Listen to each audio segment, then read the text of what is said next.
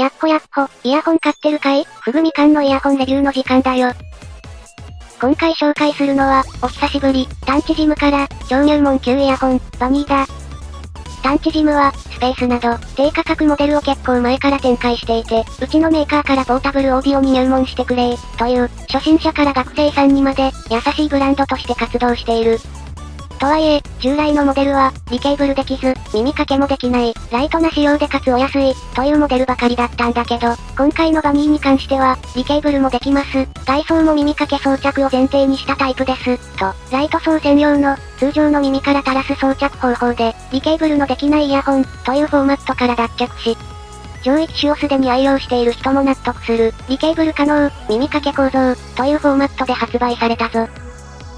外形は、すでに発売されている、1万円クラスのこだわりイヤホン入門モデルとでも言うべき、探知ジム 4U と同様の形状になっている。上位機種との違いは、DSP チップを採用したタイプ C ケーブルが付属するか、アンプなどでカスタマイズできる、3.5mm プラグのケーブルが付属するか。本体仕様で言えば、金属製の 4U と、樹脂製のバニー、また、上位機種には、抵抗を使用した、音変ギミックが付いていて、より遊べる仕様になっているんだけど、バニーにはその仕様が付いていないので、オーソドックスな仕様、となっている。樹脂と金属の違いは、このイヤホンたちの残響の印象に大きく差をもたらしているけれど、基本的なチューニングキャラクターは、4U とこのバニーで同じような印象だ。開封時からケーブルが接続されていたので、もしかしたら記憶違いで、リケーブル不能かと慌てたんだけど、ちゃんとリケーブルできるので安心してくれ。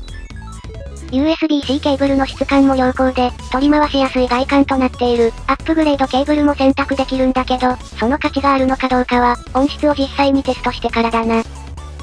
必要以上にボディが大きくないので、装着感も良いし、使いやすい印象を受ける。取り扱いやすい仕様だ。実際耳に長時間装着しても、装着感の印象は良かった。ここら辺は大きすぎない 4U の外形を継承しているおかげだな。使用されている振動板は、PU サスペンションと PET 振動板に、チタンコートを施したもの。ざっくり言うと、樹脂系振動板、チタンコーティング、だ。このタイプのイヤホンは、高音域が金属質になりすぎず、それでいて程よく伸びてくれ、また低音域も力強い印象がある。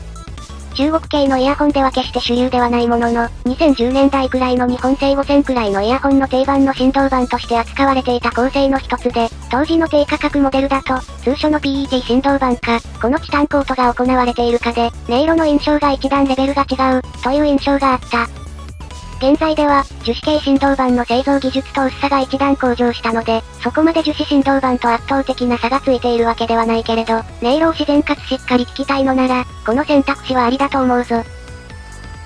そんなわけで、取り回しやすく、たった3000円で、一通りの魅力的なポイントを備えた、探知ジムバニー。このイヤホンの音色の方はどうなっているんだろうか？音色について見ていこう。割かしオーソドックスな仕様なので、そりゃもうオーソドックスな音が出てきそうな前印象なんだけど。このイヤホン、標準の付属ケーブルが、USB-C タイプとなっている。つまり、USB の根っこの部分に、音楽関係の処理をこなせる、DSP が入っていて、ここで、音色を処理して、イヤホンに音を出させるわけなんだけど、この音色の処理の部分の性格も、このイヤホンの性格を決める重要な部分だ。実は、探知ジムは USB-DAC を発売していて、この USB-C ケーブル用の制御ソフトのようなものがありそうだ、と思っていたんだけど、この探知ジム公式アプリが、Android 系のアプリストアに登録されていない。なので、一般的には、このアプリにアクセスすることができない。今回のバニーが、アプリ対応をしているかどうかはわからないんだけど、公式アプリなどによる、イコライザの変更などの支援が受けられない点には注意が必要だぞ。さてさて、そんな気になる点に突っ込んだところで、音色について見ていこうか。3000円で購入できてしまう、探知ジムのリケーブル可能イヤホン、バニーの音色は、まずは、標準付属の DSP チップを使って聞いてみると、普通。なんか何もかも普通にちゃんと良い。高音域が主張するわけでも、ボーカルがひときわ艶やかなわけでも、低音域が力強いわけでもない、バランスが取れていて、奥行きなども必要以上にない、期待値の上にも下にもいかない音だった。仕様の豪華さを抜きにすると、まあ、3000円だなというくらいの印象。お前、そんなもんなのか、と思ってしまったんだけど、実は、この音色、あえて DSP チップで修正を加えて、ニュートラルでどこかが突出しないようなサウンドにしているみたい。実際、3000円のイヤホンと考えると、ちゃんと妥当なレベルに達しているんだけど、中華イヤホン的な1ツイストや、1芸、見どころなどは DSP チップと組み合わせた状態だと、全て補正されてしまうので、特筆点はない音色になる。もちろん、それゆえにニュートラルを見出しやすいんだけどな。このモデルが本当に輝くのは、ケーブルを変更して、しっかりとしたアンプなどに接続した時だ。高音域はちゃんと伸びやかになる、空間もかなり広がって聞こえるようになるし、低音域の量感も増すな。結構わんぱくな1ダイナミックドライバ機の音になる。ドンシャリ感は強くなるけど、チタンコートダイナミックドライバはしっかり角音色に断層を生み出さず、どんな音楽でもこなせる、元気なドンシャリイヤホンになるぞ。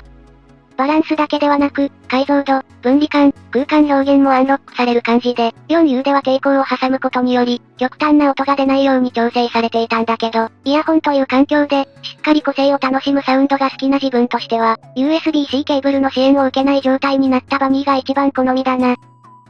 USB-C ケーブルで接続した時のバニーは、バランスよくバランスが良い、バランスが最重要視されたイヤホン、という感じで、高音域を聞いても必要以上に解像度がなく、かといって低すぎる感じもないし、ボーカルも主張しないけど埋もれてないし、低音もなんかそこそこバックグラウンド的になっている感じ、解像度などにも特徴がなく、ぼやけているほどではないが、パリッと細かい部分まで聞き取れる感じもない、と、低価格ながら、本当にニュートラルで何書いていいのかわからないイヤホンなんだけど、アンプをかませてしっかりした環境で鳴らしたバニーは、高音もよく抜けるし、金属音も綺麗。中音域は尖りすぎず、しっかりイントネーションを強調してくれて、低音域は強めで近い。空間表現と分離感もしっかりとして、2皮くらい向けたようなサウンドになる。なので、最初は USB-C ケーブルで使って、DAC や DAP を乗り換えるたびに、有線ケーブルで試してみる、という使い方をすると、その変化に敏感に気づけるようになるようなイヤホンだ。安価な USB-C タイプなんだけど、やっぱりちゃんとドライバの底力はちゃんと抱えていて、ふさわしい環境に組み合わせてやると、しっかり実力を発揮できる、というモデルだな。探知ジムブランドと、装着感の優しさに相性が合えば、かなり気に入る一台になるかと思う。一方で、このレベルに達している5000円を大きく下回るライバルは数多く存在するわけで、現状の市場の厳しさも感じる一本となった。ぶっちゃけ、この価格で探知ジム製の、リケーブル可能なモデルが手に入るのはロマン。それらにロマンを感じるなら、たった3000円で探知ジム製の遊び道具兼長く使える相棒が手に入る、という点でおすすめだ。タフに使っても、今日は当ててもダメージが多くないのに、しっかりと音色は頑張っているイヤホン、というのは重要だと感じたぞ。と、こんなところだな。バニーはいつか、とんでもなく不釣り合いな高級工具と組み合わせた改造チャレンジが始まる気がする。安価ながらしっかり一旦のモデルだ。ぜひ聞いてみてくれ。